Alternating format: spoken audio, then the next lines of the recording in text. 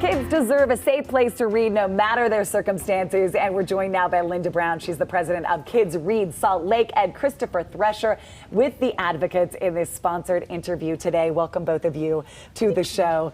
Let's start with you, Christopher. I know every single month the Advocates pick someone in our community who is doing amazing things to talk about. Tell us about Lynda. You know, Lynda, an advocate is someone that recognizes a need in the community, and it is there to kind of encourage and incentivize and help and support and try to fulfill this need to make the community a better place. And I couldn't think of a better person than Lynda, and what she's doing with Kids Read Salt Lake, and providing libraries in neighborhoods so that it incentivizes, kids for the opportunity to read. That's right. Lynda, tell us when you started this and why you're so passionate about it.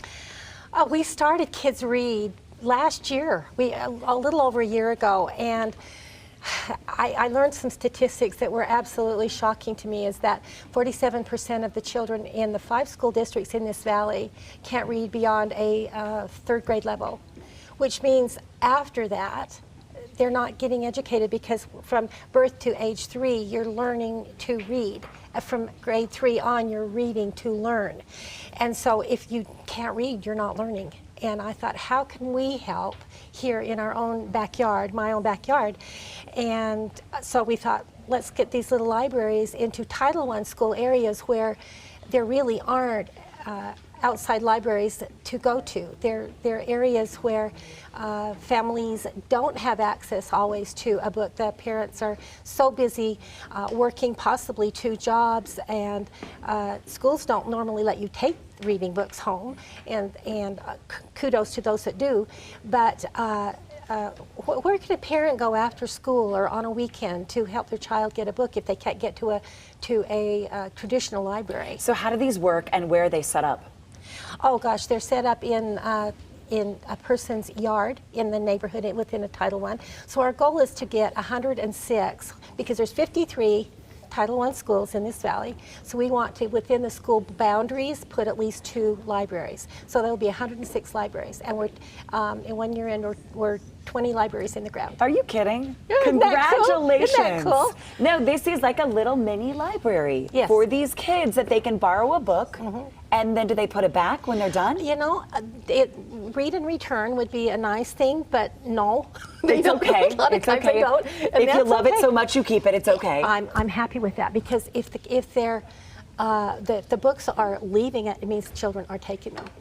And maybe they love it so much, and it might be the first book they've ever really had. Why is reading so important? Their future, our futures. They are our community. They're going to be those people doing business, and if they're not educated, then we keep perpetuating a problem. We are the problem. Well, and it impacts every aspect of their education, right? Not just the reading. Right. Well, if they're a junior in high school and they can only read at a 3rd grade level, how can they possibly get good grades and move on? Which gives you confidence to continue. Lynda, how can we help you get all these little libraries everywhere? What do we do? Well, first of all, I need you to know that the little library is free. If you choose to be a sponsor, or what we call an ambassador to a library, it goes in your yard. We provide all the books. It has about 100 books in each library. So you put the library in your yard, you become an ambassador. All you have to do is help make sure that the books are there. Let me know if you're running out. We'll bring you more. You'll bring more. KidsReadSaltLake.com, everybody, for more information. And Christopher, I can tell why you chose Lynda.